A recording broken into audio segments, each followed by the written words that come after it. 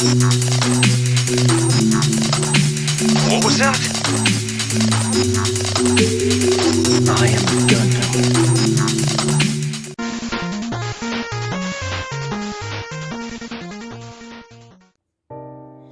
What's up everybody, GundamFan, and welcome back to the channel. And today is, it's going to be the first video of the playlist for the Sandrock build. Today I've been quite busy actually. I've laid down quite a lot of paint, so this is actually moving a lot faster than I thought it was. I did a lot of priming yesterday, so it enabled me to put some colour down.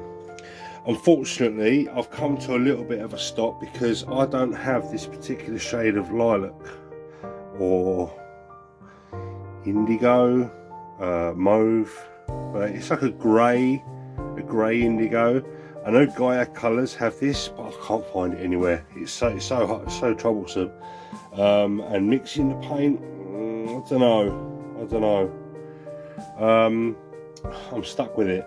I was going to do like a custom job, but considering I sort of done the Vercar in the colour, the wing Vercar in the colours that are almost like the palette, like the reds, the blues, yellows, blah blah blah, that, you know, I don't want to do a disservice by changing the colours on this, and there's not many.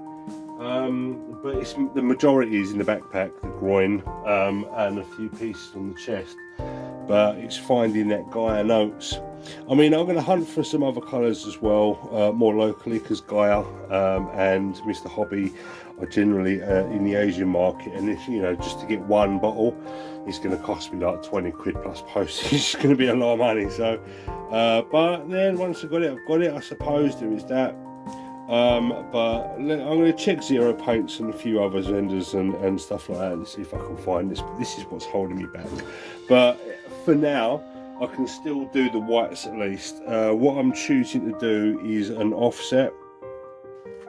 You probably won't be able to tell too much on camera, but what I'm going for is a light gold grey and a white grey as the main colours, so they have a contrast.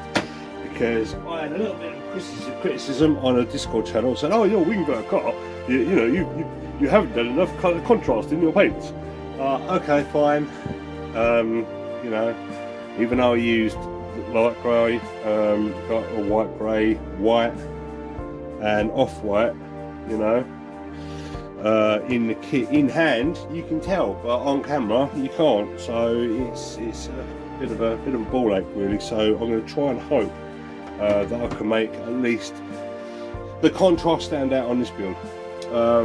Not that it matters, it's my kit, I can paint it how I like. I shouldn't be pandering to anybody. You know, they criticism, it's fine, it's fair. If it's not to your taste, then, you know, that's up to you. You can say what you like. But I'm going to try my best and you know, do a better job with this one. But whatever, it's if it comes out the same, it comes out the same. At least it'll be consistent, and I won't be mad at that. Oh. No, that's too purple.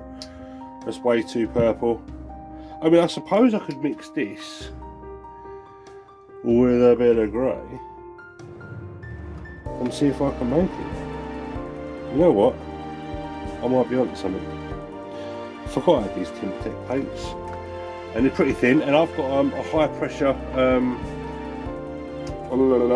compressor now, so I might be able to get away with it. Mix them up in a little bottle and see what I can come up with. But yeah, I might be out of the woods.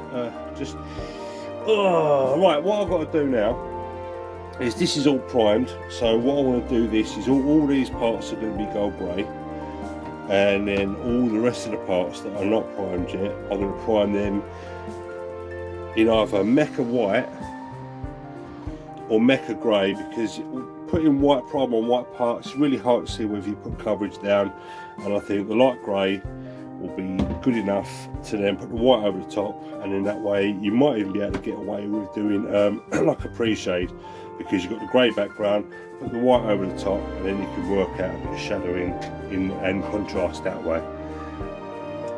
All the frames all been done, and the feet,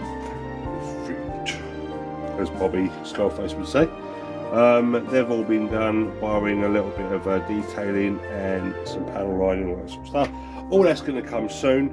Once I've got the limbs in, you know, as with all my kits, once I've got it in a cohesive piece, I can then delimit, and then I can work on varnishes and washes and all that sort of stuff for the highlights and stuff. I've done some scribing. Where are we? I've done some scribing work in the pieces and a little bit of pre-shading. There's a bit of fluff on that. So you're not going to be able to see that, but it's in there. I don't know what's happening with my zoom all of a sudden.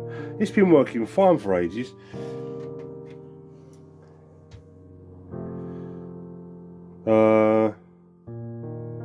Yeah, anyway, there is some scribing. I'm not going to go too mad with the scribing, because I like the kit as it is. You know, I might mask off some bits and do 2 different shades of this colour, for example, or I might even like mask this bit off and do this bit grey, and this bit like the mauve that I can come up with.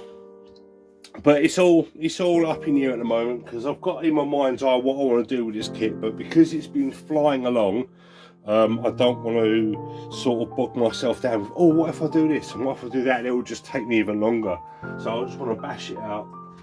The backpack and the weapons I haven't touched yet, apart from the blades. I've given these a sand down with some 400, 600 and 800 grit, just to take off that shine, and give, because it's quite a flexible plastic, I want something for the primer to bind onto. So I might, and I've scribed down the centerpiece to channel that piece out, but I want to probably give this another go. Also, when cutting, I was really careful cutting off the nubs, but maybe in transit or packaging, because they flex on the sprues, they sort of bruise the plastic. Where they join up, it sort of marks the plastic a little bit. You know, like this swirly plastic, you know, how it sort of, it's not blemishes. They're not nice. So having these painted is gonna save what they look like for sure. For them, I'm looking at getting the what am I on about, the Vallejo metal paints. I did have them before. They work really well for barrels, for exhausts, for metal parts, for piping, for blades. They do a range of metallics. I'll probably find an image and put it up there so you're aware of what I'm talking about. And I think I'll use them on the blades, because their metal colour looks really cool. Anyway, you're up to date. I'm gonna have a beer, and I'm gonna crack on painting this lot. So for now, this is part 1 of the Sandrock build. So it's going to be the start of the playlist, and when you see me next, it'll be an update on where I'm at and what progress I've made. Anyway, thanks for all the new subscribers that joined the channel. I saw the insurgents. It's amazing. Thank you so much. Thanks to everyone that's pushing the channel and supporting the channel. I really appreciate it. If you got it this far, hit that thumbs up so the algorithm knows that you know, you like the video and it gets recommended. So consider subscribing, and if you haven't subscribed, subscribe. Unsubscribe, subscribe again, all that good stuff. And I will see you guys in the next one. Leave comments down below, any questions. As always, I'll try to answer everyone that has a chat, and I'll see you in the next one. Cheers, guys.